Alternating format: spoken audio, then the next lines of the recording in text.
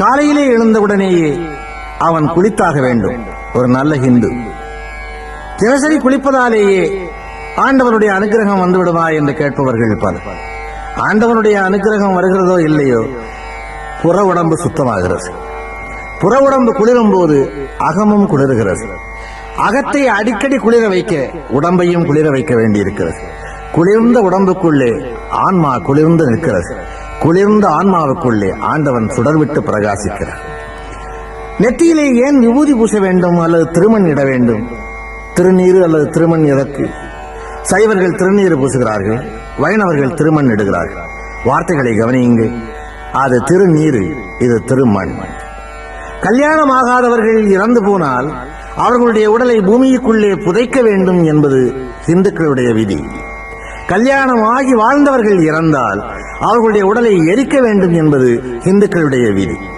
கல்யாணம் ஆகாத உடம்பு மண்ணோடு கலந்து சாந்தி அடையவும், கல்யாணம் ஆகி சாந்தி அடைந்த உடம்பு விண்ணோடு கலந்து ஐக்கியமாகவும், இந்த இரண்டையும் அவர்கள் தேர்ந்தெடுத்தார்கள்.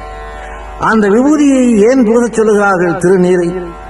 காலையிலே எழும்போதே இந்த உடம்பும் இப்படித்தான் நீராக போகிறது என்று அடிக்கடி நினைத்தால் தவறு செய்ய தோன்றார், பாவம் செய்ய தோன்றார். என்றைக்கு இந்த உடம்பு நெற்றியிலே இருக்கிற இந்த நீராகுமோ என்ற எண்ணம் வந்தால் அன்றைக்கு யோகியனாக இருக்க சொல்லும். ஒரு நாளோடு பூசி விட்டுவிட்டால் ஒரு நாள் மட்டும்தான் நீ யோகியனாக இருக்க முடியும். தினசரி நீ பூசிக்கொண்டே இருந்தால் தினசரி யோகியனாக இருக்க முடியும். திருமண் என்றதை ஏன் அழைக்கிறார்கள் என்றால், இது மண்ணாகவும் போகக்கூடும் என்பதாலேதான். ஒன்று மண்ணாகலாம் அல்லது நீராகலாம் என்பதாலேதான். அதனாலேதான் மண் இடுவதும் நீர் பூசுவதும் இந்துக்களுடைய பழக்கமாயிற்று. இன்னொன்று, காலையிலே எழுந்தவுடனே ஒரு இந்து குளித்துவிட்டு விபூதி பூசி அல்லது திருமண் இட்டு அரை மணி நேரமாவது அல்லது ஒரு மணி நேரமாவது பூஜையிலே அமர்கிறானேயே, இதுவரையிலே அதற்கு ஒரு விளக்கம் எனக்கு தெரியாமல் இருந்தது. இன்றைக்கு வியாதிகள் எவ்வளவோ வந்திருக்கின்றன, அந்த வியாதிகளுக்கு மருந்துகளும் வந்திருக்கின்றன. ஆனால் அந்த நாளிலே இந்த வியாதிகள் ஓரளவுக்கு இருந்தன, ஆனால் இவற்றுக்கு மருந்து இல்லை. மிக முக்கியமானது இரத்த கொதிப்பு என்கின்ற வியாதியாகும். இந்த இரத்த கொதிப்பு வியாதிக்கு மருந்தே இல்லை 25 ஆண்டுகளுக்கு முன்னால் வரை. அண்மையிலே மகரிஷி யோகி அவர்கள் கார்டியோகிராஃப் போட்டு டாக்டர்கள் கூட ஒப்புக்கொள்ளக்கூடிய அளவிலே ஒரு புத்தகம் எழுதியிருக்கிறார்.